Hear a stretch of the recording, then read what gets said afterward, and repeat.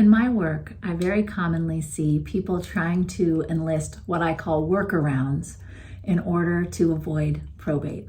So probate is the court process that your assets have to pass through when you die without a will or when you die with a will. It's a common misconception that a will avoid probate. That's not true.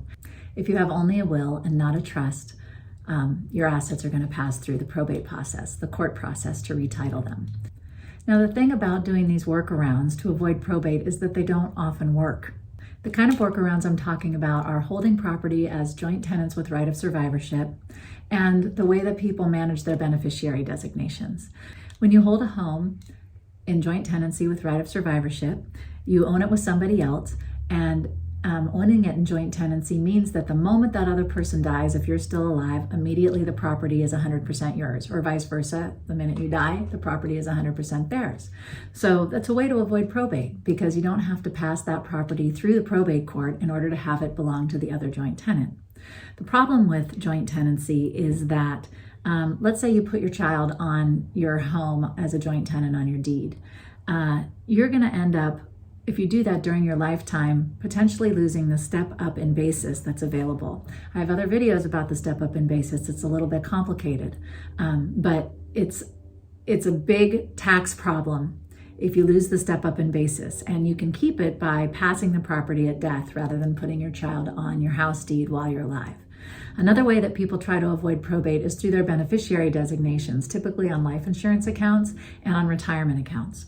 When you pass property with beneficiary designations, the funds go immediately outright to whoever your beneficiary is. So it's very important never to name minors as beneficiaries on your life insurance, your retirement accounts, because minors can't inherit money. And so when you do that, they end up in court with the court appointing a trustee to hold the money on their behalf until they turn 18. And at 18, they immediately get whatever you've left them through the beneficiary designations outright. No questions asked, no oversight, no anything. Most people don't want their 18-year-olds in charge of whatever kind of money they're leaving immediately at 18. Even if you have somebody who's not a minor on your beneficiary designations, if it's somebody that you want to inherit, you may want to have some control over when they receive the funds. Perhaps it's an older child, but maybe somebody that you wouldn't want to come into a fortune at maybe in their mid-20s.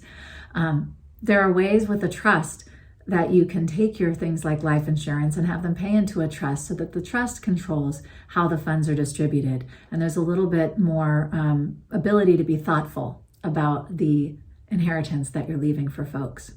So the three workarounds that it's important to be cautious about when you're trying to get yourself worked around the probate court are joint tenancy with right of survivorship, holding your real property in that way, beneficiary designations, and having a will, because it's important to remember that a will not help you avoid probate. And probate takes a long time, it's expensive, and it's public.